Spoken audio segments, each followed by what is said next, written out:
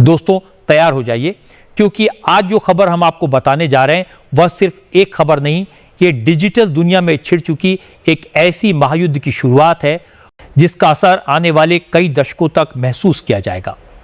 ये वही खबर है जो वॉशिंगटन से लेकर दिल्ली तक, सिलिकॉन वैली से लेकर मुंबई के टेक पार्क्स तक हर जगह चर्चा का सबसे बड़ा मुद्दा बन चुकी है। और यकीन मानिए, इस बार मामला सिर्फ राजनीति का नहीं, सिर्फ टेक्नोलॉजी का नहीं, बल्कि पूरी की पूरी डिजिटल संप्रभुता यानी डिजिटल स्वतंत्रता का है। अमेरिका, जो दशकों से दुनिया के डिजिटल साम्राज्य का बादशाह बना बैठा था, जिसने अपने गूगल, फेसबुक, इंस्टाग्राम, ट्विटर और व्हाट्सएप जैसे हथियारों से पूरी दुनिया को अपनी मुट्ठी में कैद कर रखा था, आज पहली बार किसी ने उसकी नींव हिला दी है। और यह कोई छोटा मोटा देश नहीं, बल्कि दुनिया का सबसे बड़ा लोकतंत्र भारत है। कहानी की शुरुआत होती है कुछ हफ्ते पहले, जब अमेरिका ने भारत के खिलाफ अपना अब तक का सबसे बड़ा आर्थिक हथियार चला, 50% तक का टैरिफ। अमेरिका को लगा कि यह कदम भारत की अर्थव्यवस्था पर सीधा दबाव डालेगा, भारतीय कंपनियां घुटने टेक देंगी और भारत सरकार उनके आगे झुक जाएगी। लेकिन दोस्तों, ये 21वीं सदी का भारत है जो झुकने के लिए नहीं, बल्कि पलटवार करने के लिए जाना जाता है। और इस बार पलटवार इतना जोरदार था कि व्हाइट हाउस में बैठे सलाहकार भी हैरान रह गए। भारत ने सबसे पहले उन सभी चीजों के इंपोर्ट और एक्सपोर्ट पर रोक लगा दी जिन पर अमेरिका भारत पर निर्भर था।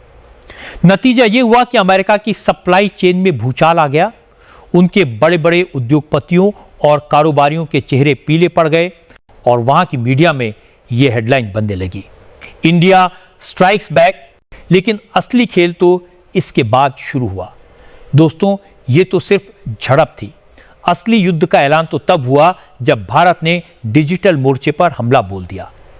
आज से पहले तक आप और हम सुबह आंख खुलते ही सबसे पहले जिस चीज का इस्तेमाल करते थे वो था गूगल, फेसबुक, इंस्टाग्राम, व्हाट्सएप या ट्विटर। हमारे बच्चों के होमवर्क से लेकर हमारे बिजनेस प्रोजेक्ट तक, हमारी हर छोटी बड़ी जरूरत के लिए हम इन्हीं अमेरिकी प्लेटफॉर्म्स पर निर्भर थे और यही निर्भरता अमेरिका का सबसे बड़ा हथियार थी। हमारा हर सर्च, हर मैसेज, हर तस्वीर, हर वीडियो, सब कुछ अमेरिका के सर्वर्स पर जाता था। हमारी पसंद नापसंद, हमारा सोचने का तरीका, हमारी खरीदने की आदतें, सब कुछ अमेरिका के पास दर्ज होता जा रहा था। भारत की 99% आबादी इन अमेरिकी डिजिटल सेवाओं का इस्तेमाल कर रही थी और इसके बदले अमेरिका अरबों खरबों डॉलर कमा रहा था। लेकिन अब भारत ने ठान लिया है, अब और नहीं। और इसी संकल्प का नतीजा है कॉमेट। जी हां दोस्तों, भारत ने अपना खुद का स्वदेशी गूगल लॉन्च कर दिया है और इसका नाम है कॉमेट। यह सिर्फ एक सर्च इंजन नहीं, बल्कि भारत का डिजिटल ब्रह्मास्त्र है। कॉमेट की ताकत का अंदाजा आप इस बात से लगा सकते हैं कि लॉन्च के पहले ही 24 घंटों में इसे दुनिया के 100 देशों में डाउनलोड किया गया और यह डाउनलोड रिकॉर्ड तोड़ गया।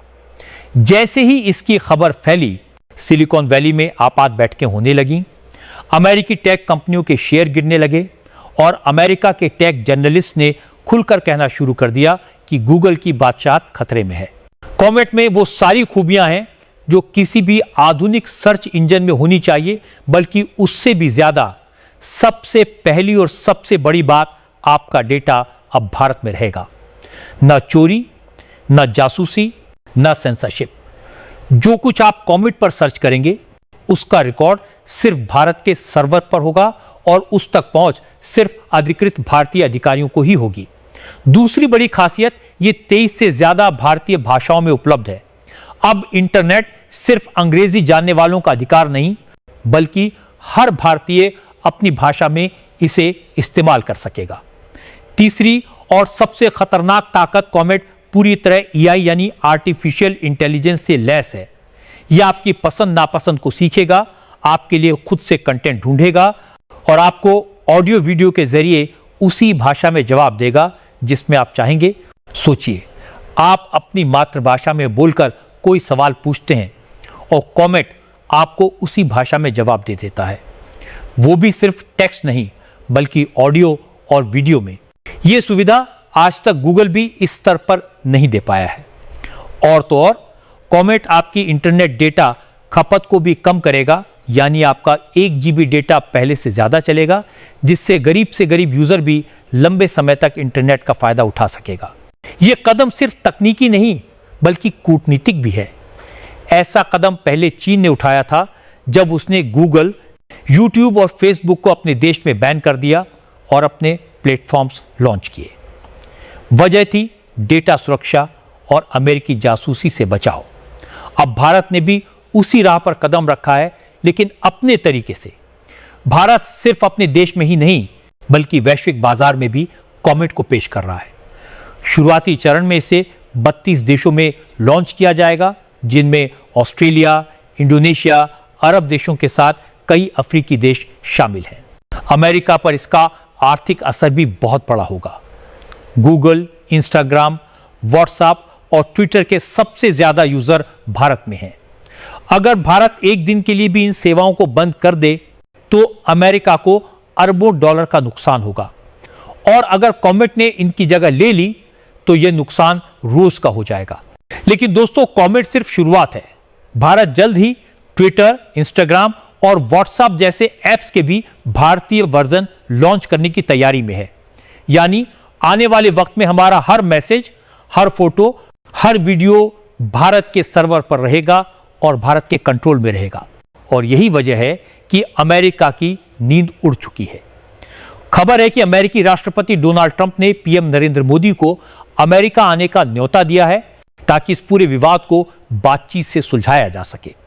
लेकिन असली सवाल यह है, जब भारत इस समय डिजिटल मोर्चे पर जीत की स्थिति में है तो क्या उसे नेगोशिएशन में जाना चाहिए या फिर इस मौके का फायदा उठाकर अपनी डिजिटल आजादी को पूरी तरह स्थापित करना चाहिए?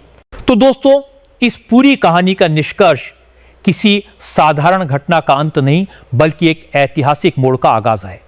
यह केवल एक सर्च इंजन के जन्म की बात नहीं बल्कि उस डिजिटल क्रांति की घोषणा है जो आने वाले दशकों तक भारत की पहचान को बदलने वाली है। कॉमेट का लॉन्च सिर्फ तकनीकी विकास का प्रतीक नहीं बल्कि यह हमारे राष्ट्रीय आत्मसम्मान, आर्थिक स्वतंत्रता और डिजिटल संप्रभुता का झंडा है जो अब पूरी दुनिया में लहराने के लिए तैयार है। पिछले 70 सालों से अमेरिका ने अपने डिजिटल औजारों और कंपनियों के जरिए पूरी दुनिया के डेटा पर राज किया है। हमारे विचार, हमारी आदतें, हमारा कारोबार और यहां तक कि हमारे बच्चों की पढ़ाई तक सब उनके सर्वरों में कैद होकर उनके फायदे के लिए इस्तेमाल होते रहे। लेकिन आज भारत ने यह स्पष्ट संदेश दे दिया है कि अब वह दूसरों की डिजिटल गुलामी नहीं करेगा। कॉमेट का आना इस गुलामी की जंजीरों को तोड़ने की शुरुआत है। यह सिर्फ एक टेक्नोलॉजी का लॉन्च नहीं बल्कि मानसिक, आर्थिक और राजनीतिक मोर्चे पर आत्मनिर्भर बनने का सबसे बड़ा कदम है। कॉमेट के जरिए भारत ने यह भी साबित कर दिया है कि वह अब तकनीक का सिर्फ उपभोक्ता नहीं बल्कि नवाचार का निर्माता भी है। यह वही भारत है जिसने कभी आईटी और सॉफ्टवेयर सेवाओं से दुनिया को चौंकाया था और अब एआई और डेटा सुरक्षा के क्षेत्र में भी दुनिया को पीछे छोड़ने की तैयारी में है। यह कदम केवल हमारे देश के 140 करोड़ नागरिकों के डेटा को सुरक्षित रखने का वादा नहीं बल्कि विश्व के सामने एक आदर्श स्थापित करने का प्रयास है कि तकनीकी प्रगति के साथ साथ निजता और संप्रभुता भी सुरक्षित रह सकती है। आर्थिक दृष्टि से देखें तो यह फैसला अमेरिका जैसी महाशक्ति के लिए भी एक सीधी चुनौती है। भारत का बाजार दुनिया के सबसे बड़े इंटरनेट यूजर बेस के रूप में पहचाना जाता है। अगर यह बाजार अमेरिकी प्लेटफॉर्म से हटकर भारतीय प्लेटफॉर्म्स पर आ जाता है तो न सिर्फ अरबों डॉलर की धनराशि यही देश में घूमेगी बल्कि लाखों युवाओं के लिए नए रोजगार और स्टार्टअप के अवसर भी पैदा होंगे। यह डिजिटल आत्मनिर्भरता हमारे व्यापार संतुलन को मजबूत करेगी और विदेशी निर्भरता को कम करेगी। कूटनीतिक दृष्टि से भी यह एक मास्टर स्ट्रोक है। अमेरिका जैसे देश जो अब तक डेटा और तकनीक के जरिए दबाव बनाते थे, अब भारत के साथ बराबरी से बातचीत करने पर मजबूर होंगे। आने वाले समय में कॉमेट सिर्फ भारत में ही नहीं बल्कि दर्जनों देशों में अपना पैर पसारेगा, जिससे भारत वैश्विक डिजिटल मानचित्र पर एक नई शक्ति के रूप में उभरेगा। और सबसे महत्वपूर्ण बात, यह कदम एक पीढ़ीगत बदलाव का प्रतीक है। आने वाली पीढ़ियां जब इतिहास पढ़ेंगी तो उन्हें यह साल याद रहेगा कि यही वह समय था जब भारत ने डिजिटल दुनिया में अपना ताज पहन लिया। वे कहेंगे कि जिस तरह 1947 में हमने राजनीतिक आजादी पाई थी, वैसे ही 2025 में हमने डिजिटल आजादी पाई, और इस आजादी का नाम है कॉमेट।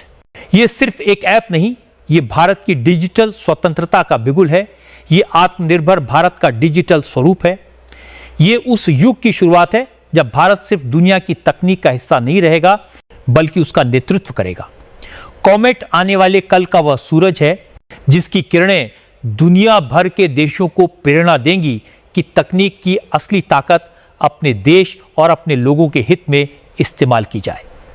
और यही कारण है कि आज हम गर्व से कह सकते हैं, भारत अब डिजिटल गुलामी से मुक्त है और इस आजादी की गूंज आने की वाली सदियों तक सुनाई देगी।